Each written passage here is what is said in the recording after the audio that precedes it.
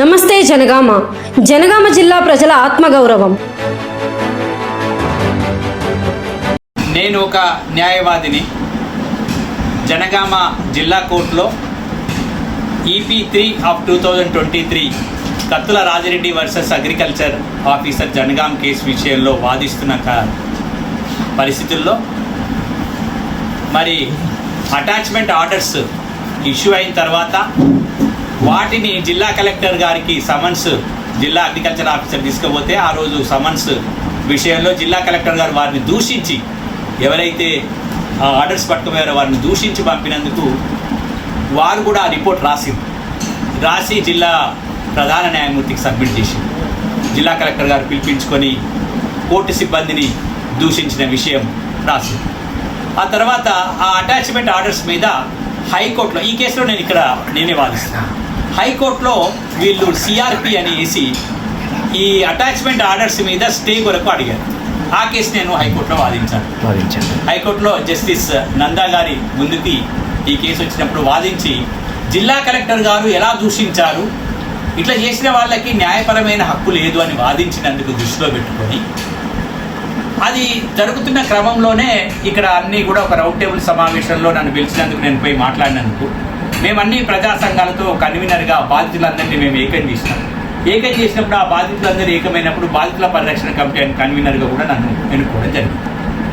ఈ రెండు ప్రక్రియలతోటి నేను జిల్లా కలెక్టర్ గారు మరి జనగామకు ఉండడం మంచిది కాదు, ఇదంతా కూడా ఈయన కలెక్టర్ వైఖరి బాగలేదు అని చెప్పి ముందు ప్రజాప్రతినిధులకు వినతి పత్రాలు ఇచ్చినాం. అందరు ఎమ్మెల్యేలకు, ఒక యశస్విని రెడ్డి అందుబాటులో లేనందున అందరికీ జిల్లా కలెక్టర్ గారికి వైఖరి దృష్టి అందరి ప్రజాప్రతినిధుల దృష్టి తీసుకొచ్చాం, ఇంక్లూడింగ్ ఎంపీ గారు చామల కిరణ్ రెడ్డి తీసుకొచ్చి ఇన్ఛార్జ్ మినిస్టరు తర్వాత వేం నరేందర్ రెడ్డి గారి దృష్టి కూడా తీసుకొచ్చాం. వాళ్ళు మాకు తెలిసి ఈ విషయము మేము పరిశీలిస్తామని చెప్పారు. ఈ విషయాలన్నీ పేపర్లో రావడం గమనించి నా మీద వ్యక్తిగతంగా కన్వీనర్గా ఉన్న ఒక న్యాయవాదినైన నా మీద ఒక వ్యక్తిగతంగా ఈరోజు వ్యక్తిగత దాడికి ప్రారంభించి నేను చేసిన ముందు ఒక ప్రొహిబిటరీ ఆర్డర్స్ అని 29 రోజు ప్రొహిబిటరీ ఆర్డర్స్ని ఇష్యూ చేయడం జరిగింది.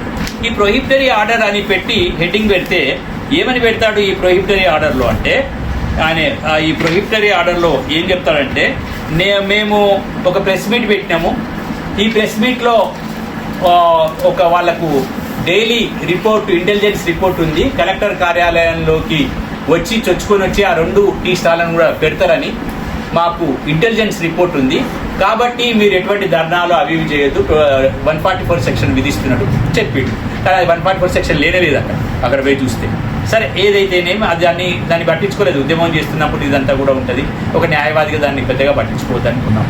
రెండో విషయం ఏం చేసిండు, కింద కార్యాలయంలో నేను వినియోగదారుల సంఘానికి ప్రెసిడెంట్గా ఉండడం వల్ల 7 సంవత్సరాల నుంచి, గత 7 సంవత్సరాల నుంచి ఒక మన ఛాంబర్ ఒకటి ఏర్పాటు చేసుకొని అక్కడ మనం సేవలు అందిస్తాం. ప్రభుత్వం నుంచి ఒక పైసలు రాదు, ముందుగా ఏమైనా పైసలు తీసుకురావడానికి నా మీద ఎంక్వైరీ చేసి దాంట్లో ఏం దొరకకపోతే మూడో ప్రక్రియగా ఏం చేసిండు, నా ఇంటి మీదకే ఈరోజు దాడి చేసి ఒక ముందు మున్సిపల్ కమిషనర్ ఎవరో కంప్లైంట్ ఇచ్చిందని చెప్పి నాది కొలతలు తీసుకున్నాడు. కొలతల్లో ఏముండదు, 2-3 డీవియేషన్స్ ఉంటాయి కావచ్చు, ఏం రోడ్డు మీదకి వచ్చింది కట్టింది కాదు, ఎక్కడ లేదు, అది కూడా తెలిపింది. ఇప్పుడు ఆయన 4వ అంశంగా ఏం చేయబోతున్నాడు, భయభ్రాంతులకు గురి చేయాలి. మరి నేను ఎందుకు ఈ నిరాదీక్ష చేస్తున్నానంటే, మేము మొట్టమొదటి బాధితులుగా ఉన్నటువంటి విషయాన్ని ప్రభుత్వం దృష్టి తీసుకొచ్చినాం. ప్రభుత్వం ఏం చేయలేదు, ప్రభుత్వము ఏం పట్టించుకోలేదు, అంతవరకు ఆయన మీద చర్య తీసుకోలేదు. అంటే ఆయనను ఒక ఆంబోతును జనగాం మీదకి వదిలిపెట్టినట్టు ఆయనను వదిలిపెట్టేసి మేమందరం మమ్మల్ని పొడుచుకుంటూ పోతాను, మమ్మల్ని సంహరించుకుంటూ పోతుంది. ఒక రాక్షస రూపంలోకి ఆయన వచ్చింది.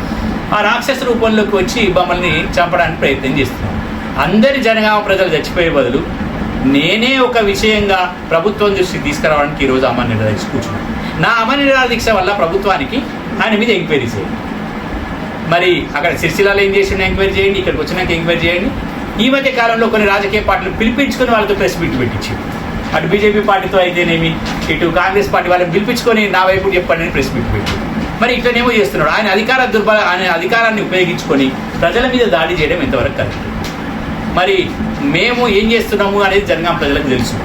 మరి జనగామ జిల్లా తీసుకొచ్చడంలో జనగామ అన్ని ప్రక్రియల్లో ఉన్నాం.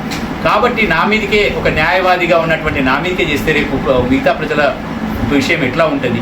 ఒక ప్రజల్ని రక్షించాల్సిన ఒక జిల్లా కలెక్టర్ ఇలా చేసిండు కాబట్టి మేము వ్యక్తిగత కక్షలకు తోడ్పడుతున్నాం. కింది అధికారులందరూ చెప్తున్నారు ఆయనే కావాలని చేస్తున్నారు సార్, మేము ఏం చేయలేము. కాబట్టి ఈ పరిస్థితి దృష్ట్యా ఇక మాకు వేరే మార్గం లేదు, ఆమరణ నిరాహార దీక్ష తప్ప ఇక వేరే మార్గం లేదు. ఆయన పోలీసులు యూజ్ చేస్తాడు, ఆయన పవర్ను ఉపయోగించి అధికారాన్ని చేయించుకొని, అధికారం ఇప్పుడు కలెక్టర్ అంటే ఒక అధికారం ఉంటుంది, ఆ అధికారాన్ని ప్రజలకు మంచి చేయడానికి ఉపయోగించాలి. ఈ విధంగా చేస్తున్నాడు కాబట్టి ఖచ్చితంగా నేను ఒక విషయాన్ని రాష్ట్ర ప్రభుత్వం దృష్టికి తీసుకొస్తున్నాను. అయ్యా మీరు వెంటనే ఆయనను వెనక్కి పిలిపించుకోండి. మరి ఆయన మానసిక పరిస్థితి ఇటువంటి ఎన్నో ఉన్నాయి సమస్యలు, మరి మా మానసిక పరిస్థితి కూడా బాగుండేటట్టు లేదు.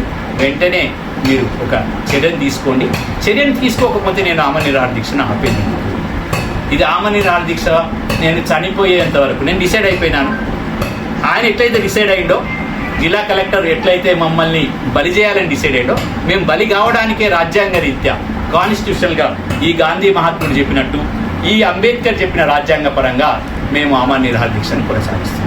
మిత్రులారా, అందరూ కూడా జనగామ ప్రజలందరూ సంఘీభావంగా ఇప్పుడు మనం ఒకవేళ దీన్ని ఎదుర్కోకపోతే రేపు ఇది మీ ఇంటి వరకు వచ్చే అవకాశం.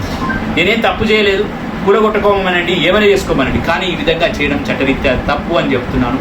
ఈ విధంగా ఒక న్యాయవాది మీద చేయడం, రేపు న్యాయవాది సంఘాలు కూడా కూర్చుంటాయి, న్యాయవాది సంఘాలకు కూడా నేను చెప్పడం జరిగింది, మా న్యాయవాదులకు కూడా మా బార్ అసోసియేషన్ కూడా చెప్పడం జరిగింది. కాబట్టి ఆయన ఈ విధంగా చేయడం ఎంతవరకు కరెక్ట్ అనేది కూడా మీరందరూ పౌర సమాజం, సివిల్ సొసైటీ అందరూ కలిసి రావాలి, కలిసి వచ్చి దీన్ని నిర్ణయం తీసుకోండి అని మీ అందరికీ చెప్తూ, ఏదైనా నేను తప్పు చేస్తే ఉరిదీయండి, నేను ఉరిశిక్షకైనా సిద్ధంగా. కాకపోతే ఆ ఉరిశిక్షను అమలు చేయండి నన్ను, లేకపోతే ఈ ఆమరణ నిరాహార దీక్షను కొనసాగించుకునే హక్కును నన్ను కొనసాగనివ్వండి. ఇప్పుడు జనగామకు పట్టిన చీడ నా ఆమరణ నిరాహార దీక్ష నా అంతంతో నేను అయితే నేను సంతోషిస్తానని ప్రభుత్వానికి నేను ఈ సందర్భంగా విజ్ఞప్తి చేస్తాను.